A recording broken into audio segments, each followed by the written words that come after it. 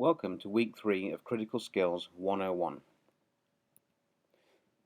This week we'll be focusing on validity and reliability and reflecting on the research that you did with your group last week. Before we get onto that though, I want to go through just a couple of things. I'm going to talk a little bit about Twitter and the survey that I put out this week. I'm going to talk about putting links into blog posts and also talk about badges. Thanks to those of you who responded to the survey. 49% of you said that 6 p.m. to 7 p.m. was a better time for you to get online and take part in the Twitter discussion. So I hope that'll be the case, and what I've done then is decided that Twitter this week will be at 6 o'clock to 7 o'clock in the evening, Greenwich Mean Time. So I hope you'll be able to join in. Also, well done to those of you who managed to complete your research project with your group this week. When you're putting links into your blog posts, what is better to do is to give the link a title and embed the link behind the post. It's quite easy to do. Simply select the text that you want to become the hyperlink and then click on the link button in your editor and add the link there. Instead of pasting the whole Google link in like you see there, it's really a long link. It's got lots of random numbers and letters and doesn't look very attractive in your blog post. That's just a little bit of blogging advice from someone who's been doing it for a little while. Okay, and then the third thing I want to talk about is badges. This week you've been collaborating, so you've started work towards achieving your collaboration badge, but you've also been doing some research, and having completed the task effectively, you will be receiving your research badge shortly. So what I wanted to do was make sure that you understand what these badges are and also how to claim your badge. An open badge is something that's been developed by Mozilla. You probably don't know a lot about Mozilla, but you probably are aware of the Firefox browser. That's what they're most well known for. But what they're interested in at the moment is being able to credentialize and accredit learning for people visually on the web. And a digital badge is essentially a way of doing that. It's a symbolic representation of something that you've done. It could be a skill that you've developed or a course that you've completed. And this is the way that we're accrediting what you do during Crit 101 as you go along in the course. The badge includes sort of like visual representation of what it is that you've done. There'll be a description and criteria which will explain what you actually had to do to achieve the badge. Behind the badge there's also information like who issued you with the badge, what evidence there is to show for it, when you got the badge awarded, and so on. So a potential employer or somebody who comes across maybe your online CV or comes across your website and you've displayed these badges, they can see what you did to earn them, and it gives a little bit of authority to what it is that you've done. Your badges will be awarded by me and you'll receive an email in your inbox with a hyperlink for you to click on and claim your badge. So if you click on the link, you'll be taken to a page on the Critical Skills 101 blog that looks like this, and you can either accept the badge or you can decline it. If you click on accept, a pop-up window will look like this, and it will ask you to sign into your open badge backpack. Don't worry about this if you don't have a backpack yet, that's absolutely fine. Just click on sign in and it will ask you to sign up to Persona, which is just Mozilla's way of getting you to log in and access your backpack, and it's completely free to do. So do that, and then what you should see eventually is that it will take you into your Persona. It will look something like this, and once you sign in you'll see an image that looks like this. It will have the badge that you can see itself. It will tell you who's receiving the badge, what the badge is for, a link to the criteria, and so on. And you've either got to decide to accept it or not accept it. Should you click on yep, then you will find that you get taken to this pop-up window, and it wants you to open your badge backpack up. Click on that and then you'll see that it will show you your badge that you've earned on the left. And you can see from this one that at the time that I put this series of slides together, that I've got 2 badges that I've earned from somewhere else, and I've got my research badge with the magnifying glass there. And what you can do once you start to collect these badges is you can start to organize them. So there I've made a section for myself with Crit 101, and I've put my first Crit 101 badge into that section. So your backpack is just a place for you to store and organize your badges into groups. And if you click on the badge, you can see all the information that that goes with the badge, and that should you choose to put your badge somewhere on your blog or a website, this is what a potential employer, if they click on it, this is what they would see. This is the information they would be able to access about why you got that badge, what you did to earn it, and so on. So I hope that was clear. I hope that makes badges just a little bit clearer. It is a very new thing. It's a little bit experimental, but if you have managed to complete your research this week and you made a good contribution to your group, then you'll be receiving your first badge via your email inbox. Your next badge that you can earn is your validity and reliability badge, and that comes from week 3.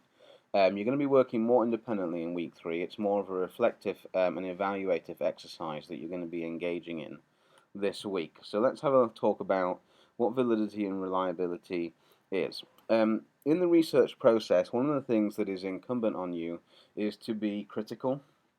Now, when we talk about criticality in research and in academic writing, we don't mean to criticize. What we really mean is to critique, and it's a process of asking questions. Asking questions about not only the findings of research or the conclusions drawn within an article, but also asking questions about the way the research was conducted, asking questions about the processes involved, and then asking questions about whether those processes were reliable. Can we rely on the data and the information that's been presented and the way it was collected? And is it valid? Was the approach to the research, was it a valid way of doing it? So we've got to ask these sort of critical questions. And we ask them at different stages. As a researcher, we can look at existing research and ask those questions, and that's what we're going to be doing this week. And as a researcher ourselves, we might, putting together a case study or putting together a piece of action research, we should be asking these questions as we go through the process of picking methods. So deciding to use a survey or an interview, we should be looking at those things and saying which would be the most valid approach to conducting this particular piece of research. If I use this method, will the data that I get out of it be reliable? Will I be able to use it effectively to support what I've said? And that's really kind of probably the most important aspect here is about the validity and reliability of your research adds to its credibility. And what we all really want when we're doing research is to produce something that is credible, something that people are going to judge and see that it was done in a critical and honest and open way. That's what research really is all about. Validity and reliability are not the same thing. This is a very, very common misconception. They are totally different measures, and they have different questions and issues that surround them. And so what I'm going to try and do over the next few slides is try and make that clear. Make it clear to you that validity and reliability are different, that they are two separate areas that we need to go in and investigate and evaluate if we're going to offer research that is credible.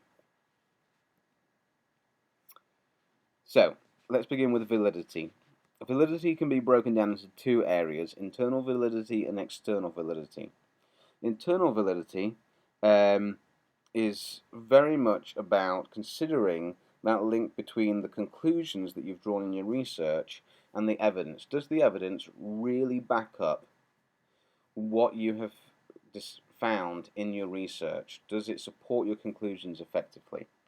In internal validity, the first thing that we need to ask is, have we used the right tool for the job?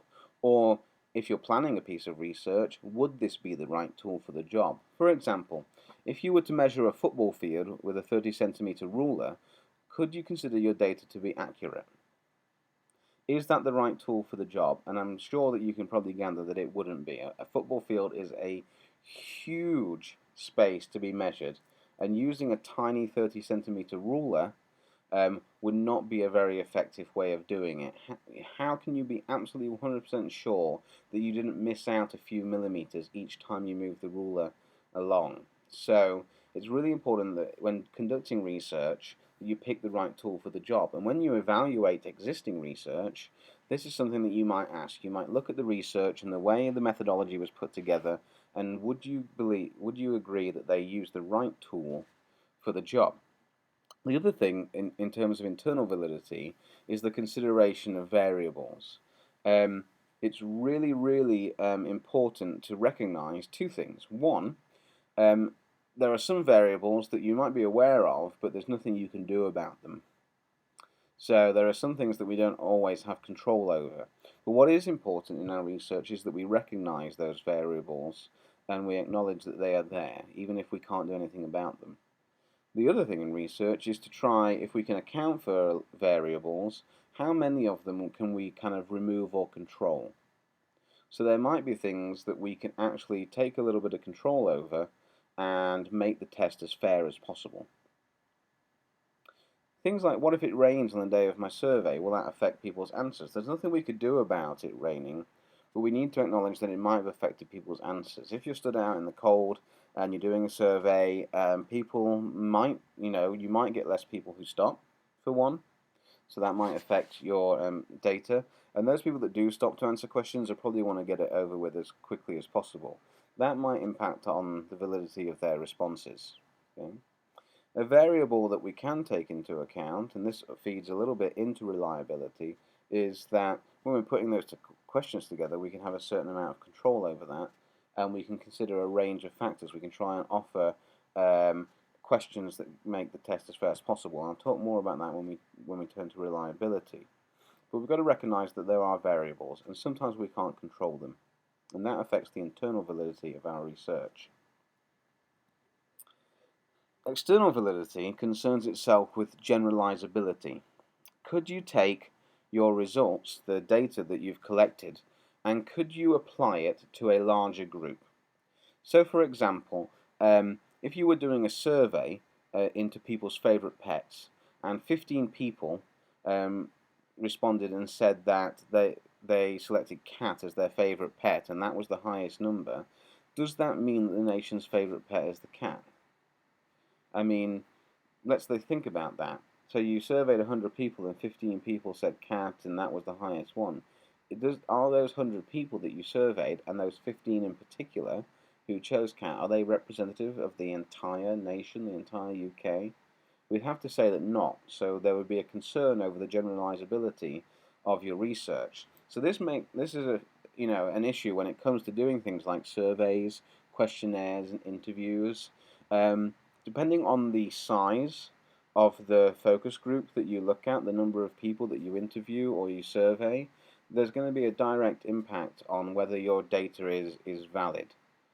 Obviously, in market research, companies look to ask hundreds to thousands of people, if possible, to make that data as generalizable as possible so they can apply it much more broadly. So this is something that we need to evaluate and investigate, both when we're putting research together and when we're analyzing it. Now, reliability is a different issue altogether. One of the first things to consider with reliability is that we have to be aware of error. Particularly on the part of the subject of the research. So if we, for example, if I went and asked somebody a question one day and then asked them the same question a few days later, would they always give me the same answer? And the response to that is probably likely no. We can link that back to our validity and say that, at the time that you ask somebody something, there could be a range of variables that might affect their response. And given that, we need to try and reduce the difference between if we ask somebody at one point and ask them at another point. And that's not always easy to do. So again, sometimes it's just about being able to acknowledge the fact that there would be error and recognizing that there could be shortcomings in your research. So this is about, again, it comes back to this idea of credibility and honesty in terms of what you're doing. Another area of reliability is the issue of bias. For example, should you choose to do an interview with a group of people, your relationship with those people might have an impact on the reliability of your research. If Jeff is your friend, for example, will he give you an honest answer? And the likelihood is no. In fact, friends are probably the worst people to do research with, in the sense that they're probably going to want to please you most of the time and give you the answer that you want to hear. So what we try to do is make research as objective as possible and try and remove personal relationships and things like that from the research that we're doing. But that's not always easy. A good portion of my own research as an educator during my master's has involved students that I know and have taught. And so that I've always had to acknowledge that there may be some issues over the reliability of their answers due to the fact that they may have tried to please me. One of the things that we can do is try to make researchers as anonymous as possible. Encouraging anonymity in research helps make it just a little bit more reliable. It's the giving the learner or the subject of the research the opportunity to give as honest a response as possible if they know that no one's going to know who it was that gave that response. So that's a really important aspect to your research and something that needs to be considered. There can also be issues of bias on the part of the researcher themselves. One of the quandaries that you have when doing research is over how much information do you give somebody. You want to be honest, and that's really important. It's important to the integrity and to the credibility of your research, but sometimes giving too much information can also make responses bias. You also have to be careful with the wording of questions, the way you put together a survey, a questionnaire, or a focus group interview. You don't want your questions to be leading. Sometimes you can lead people towards the responses that might be helpful, might be want, but that makes your research less reliable. You want your questions to be open, honest, and afford people the opportunity to answer it in an objective manner. This idea of credibility then comes down to the fact that what we can't ever rule out fully is this idea of unreliability. You need to be critical of the research process, both as a researcher and as somebody who is reading or analysing existing research. So we're going to ask questions, and this is what I want you to do of the research that you did last week. So your project into investigating what is the best way to cook an egg, I purposely didn't talk about validity and reliability before I set you off on the project, because what I wanted you to be able to do is to look back and reflect on it and respond and focus on these questions. How was the research conducted? How did you approach the inquiry, the selection methodology and methods, and did you do that in a way that was valid? Did you pick the right tools for the job? Can you generalize your research? Yeah. When looking at secondary sources, some of you looked at cookbooks, for example. Who conducted the research? What are their credentials? Are some chefs' information more valid than other chefs' information? Did you take anything from websites? Yeah. What secondary sources were referenced, and are they reliable?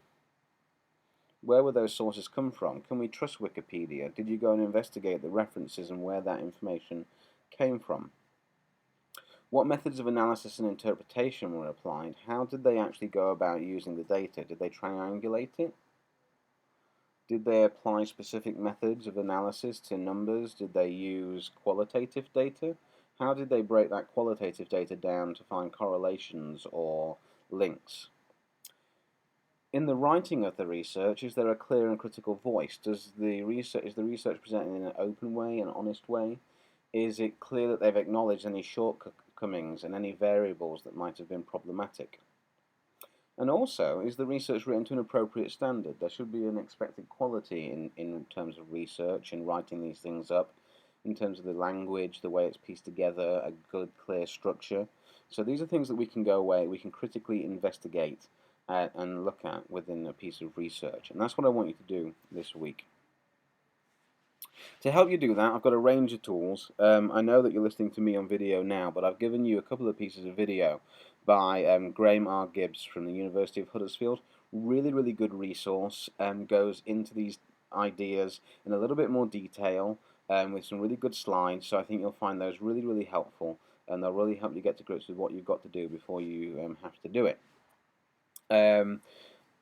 Bit of a section from a textbook in how to research on the advantages and disadvantages of surveys. As I know, one or two of the groups did a survey, so I think you'll find that a particularly useful bit of information. And then a couple of links onto guides to evaluating secondary sources. So you all used a range of secondary sources, some from the internet, some from actual books. So University of Surrey, they're evaluating secondary sources, and the Johns Hopkins University Guide to Evaluating Information Found on the Internet is excellent. Quite detailed, but you can dip into different sections and look at the information there. It's really, really useful.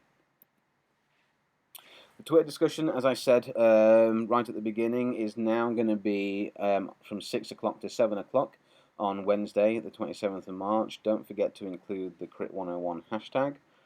I will see you online at that time. Hopefully I'll see more of you this week getting involved in that process. Really, really important to help you get to grips with the ideas and the things that you're going to be having to do in your assignment. Your assignment this week is to read and critique the egg research project conducted by your group. I want you to analyse and evaluate the validity and the reliability of your research. You're going to write that up in about 500 to 750 words. You can either write it straight onto your blog, just as a post, or you can do it in a Google document and put a link on your blog to the document so people can read it. But I want you to get into your research and really analyse the validity of it. Did you pick the right tools? Is your data generalizable? And is it reliable? Did you manage to recognise or cut out a degree of bias or not? And I want you to see like a nice critical honest response. Again, just like last week, I want you to do any references should follow the Harvard referencing system, and I've put another link here again this week onto how that referencing system works. It's a good thing to learn, particularly for those of you who are thinking about heading off into university in the next year or so. To help you do the process, I want to generate a slide of specific questions that you might ask yourself, and just to kind of make this really, really clear this week about what it is you've got to do. So you're going to reflect back on and look at your existing piece of research, and then you might ask these questions. So you might write a section about validity as its own bit. Could be two, maybe three paragraphs. It depends on how you choose to write it. But did you use the right tools? That's a question that you need to ask. Did you give consideration to the variables? Be honest with yourself. Are there things that came out maybe when you started writing up the research that you realised you didn't consider? Can you generalise your findings? Could you apply what you found to a much broader audience? And does your research have any relevance beyond your study? Has it got any future relevance or importance? And then secondly, the second section, how reliable is your research? If your research was repeated by others, would they get the same results? If they took exactly the same methods, the same sources, would they come to the same conclusions? Or do you think there's any error in terms of like what you've presented? Is there any evidence of bias? And what about your secondary sources? How credible were they? Are they reliable? Once you've done that, I also want you to do your weekly reflective blog post. I've been really, really impressed with the quality of the blogging so far already on the course.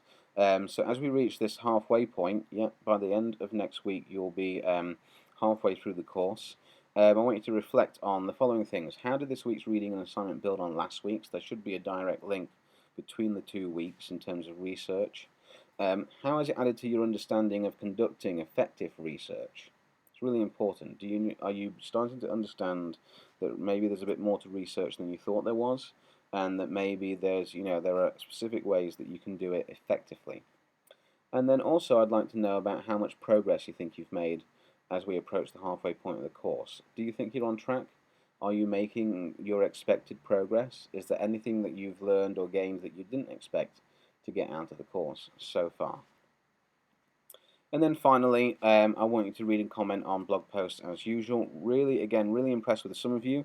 You got stuck straight into that kind of commenting and supporting each other in your learning by reading each other people's blog posts. I really hope that that's going to continue and grow as the course goes along. I will, again, be dipping in and reading what people have been doing and adding my thoughts, but it's really important to develop that conversation between you all about what you're learning, how you're learning it, and what you're getting out of it, and to support each other as well. It's a supportive process. So without further ado, I'll bring this video to an end. As always, all the information that you need can be found on the blog. And follow. Please use Twitter. Please use the hashtag and see what people are talking about and posting in the Crit 101 feed there. And if you're really stuck or you're not sure about anything, please email me or just send me a tweet, and I will try and help you as much as I can. And that's week 3. Well done for getting this far, and I'll speak to you again soon.